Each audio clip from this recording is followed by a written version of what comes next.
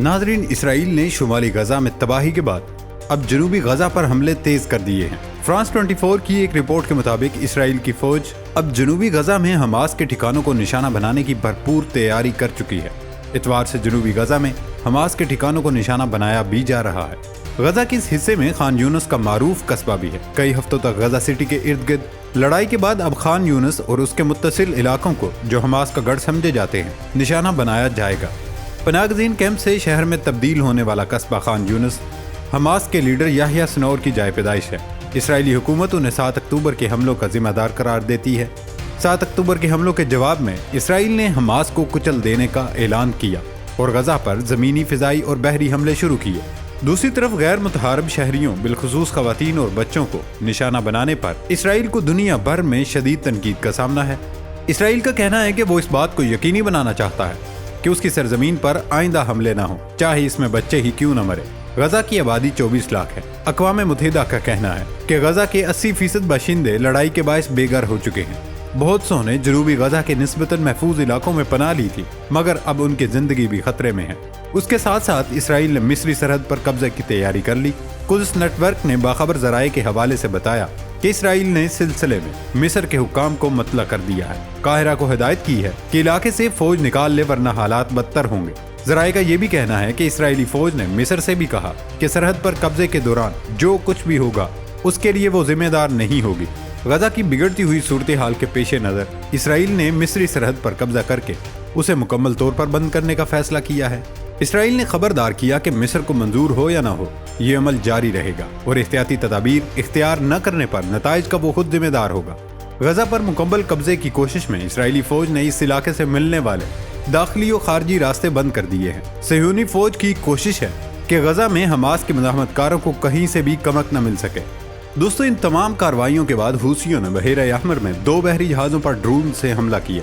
بحیرہ احمر میں حوثیوں کی جانب سے غیر ملکی جہازوں کو نشانہ بنانے کا سلسلہ جاری ہے۔ AFP نے رپورٹ کیا کہ امریکی سینٹرل کمانڈ نے کہا کہ ہفتے کے روز بحیرہ احمر میں گشت کرنے والے امریکی بحریہ کے ایک جنگی جہاز نے 4 حملہ آور ڈرونز کو مار گرایا ہے۔ رپورٹس کے مطابق 4 بغیر پائلٹ ڈرون یمن میں حوثیوں کے زیر کنٹرول علاقوں سے اڑے تھے جو امریکی بحری جہاز کی طرف آ رہے تھے، جنہیں USS لیون نے مار گرایا۔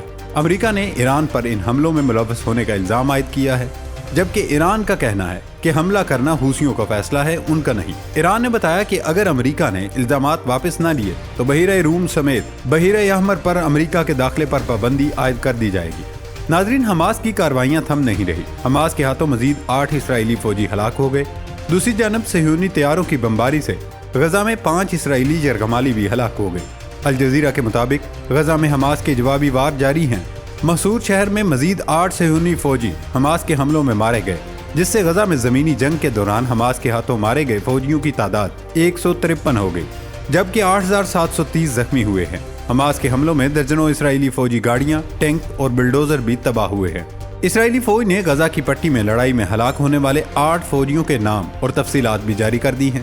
حماس کی یہ کارروائیاں روزانہ کی بنیاد پر جاری ہیں۔ دوسری طرف صہیونی طیاروں کی بمباری سے غزہ میں 5 اسرائیلی یرغمالی بھی ہلاک ہو گئے۔ الجزیرہ کے مطابق گزشتہ رات مقبوضہ مغربی کنارے میں اسرائیلی فورسز نے کئی مقامات چھاپے مارے اور بمباری کی، جن میں بیت اللحم، نابلس، حبرون اور طولکرم شامل تھے۔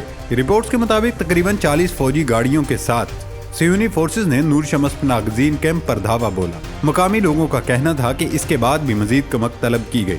ایک اسرائیلی بلڈوزر نے پانی کی مرکزی لائن کو پھاڑ دیا جو پورے مہاجر کیمپ کو پانی فراہم کر رہی تھی۔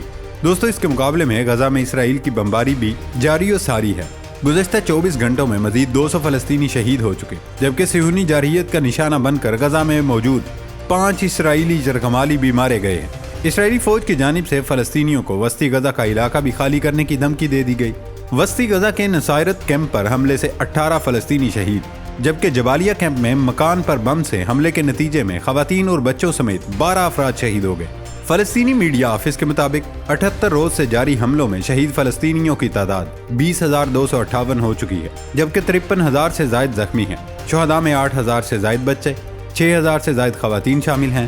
78 روز کے دوران 310 طبی عملے کے ارکان اور 100 صحافی شہید ہو چکے ہیں، جبکہ سول ڈیفنس کے 35 اہلکار بھی جان کی بازی ہار چکے ہیں۔ غزہ میں بمباری سے جاں بحق اقوام متحدہ کے اہلکاروں کی تعداد بھی 136 تک جا پہنچی ہے۔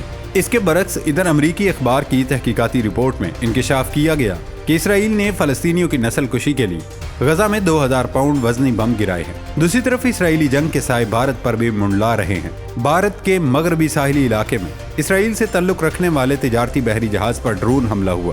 غیر ملکی خبر ایجنسی کے مطابق اسرائیل سے تعلق رکھنے والے بحری جہاز پر ڈرون حملہ بھارتی گجرات کے ساحلی علاقے میں ہوا۔ برطانوی میری ٹائم کمپنی کے مطابق ڈرون حملے کے نتیجے میں جہاز میں آگ لگ گئی تھی جو کہ بجھا دی گئی ہے۔ برطانوی میری ٹائم کمپنی کا کہنا ہے کہ جہاز کا عملہ محفوظ ہے۔ کیمیکل مصنوعات سے بھرے جہاز پر افریقی ملک لائبیریا کا جھنڈا لگا تھا۔ خبر ایجنسی کے مطابق بھارتی بحریہ نے جہاز سے مدد کی درخواست پر جواب دینے کی تصدیق کی ہے۔ بھارتی حکام کا دعویٰ ہے کہ جہاز سعودی عرب سے خام تیل لے کر بھارتی بندرگاہ جا رہا تھا۔ جہاز کے حملے میں 20 بھارتی بھی شامل تھے۔ بھارتی حکام کے مطابق حملے میں کسی قسم کا جانی نقصان نہیں ہوا۔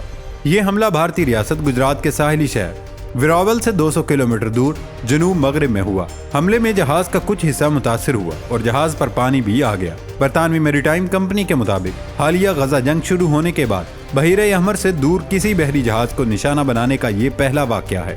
بحری جہاز پر حملے کی ذمہ داری فی الوقت کسی نے قبول نہیں کی، تاہم خیال رہے کہ یمن کے حوثی گروپ نے اس سے قبل بحیرہ احمر میں اسرائیل سے تعلق رکھنے والے کئی بحری جہازوں کو نشانہ بنایا اور کچھ کو اغوا بھی کیا۔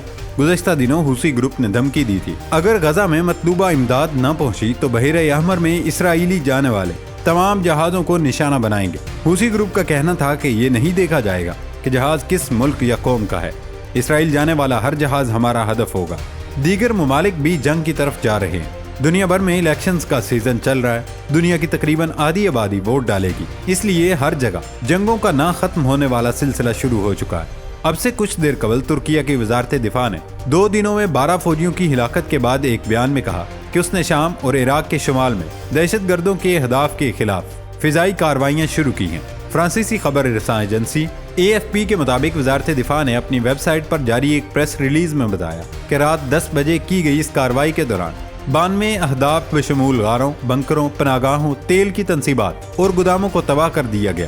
شمالی عراق میں ترک اڈوں پر 2 الگ الگ حملوں میں اس کے 1 درجن فوجی ہلاک ہو گئے۔ انقرہ نے گزشتہ 25 برسوں سے کردستان ورکرز پارٹی کے خلاف اپنی دہائیوں پرانی جنگ میں اس علاقے میں درجنوں فوجی چوکیاں قائم کر رکھی ہیں۔ ترک صدر رجب طیب اردوغان نے ہفتے کو شمالی عراق اور شام میں دہشت گردوں کے خلاف جوابی کارروائی کا مطالبہ کیا تھا۔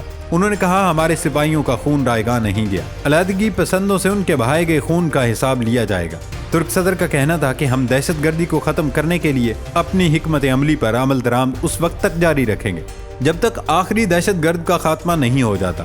انقرہ نے ابتدائی طور پر ہفتے کو 6 فوجیوں کی ہلاکت کا اعلان کیا تھا جو دہشت گردوں کے ساتھ جھڑپ میں ہلاک ہوئے تھے۔ بعد میں اس نے بتایا کہ شمالی عراق میں جمعے کی رات پہلے ہونے والے حملے میں 6 دیگر فوجی مارے گئے تھے، جس کے ذمہ دار کردستان ورکرز پارٹی کو ٹھہرایا گیا۔ اس لیے کہا جا رہا ہے کہ ترکیہ بھی جنگ کی طرف جا رہا ہے۔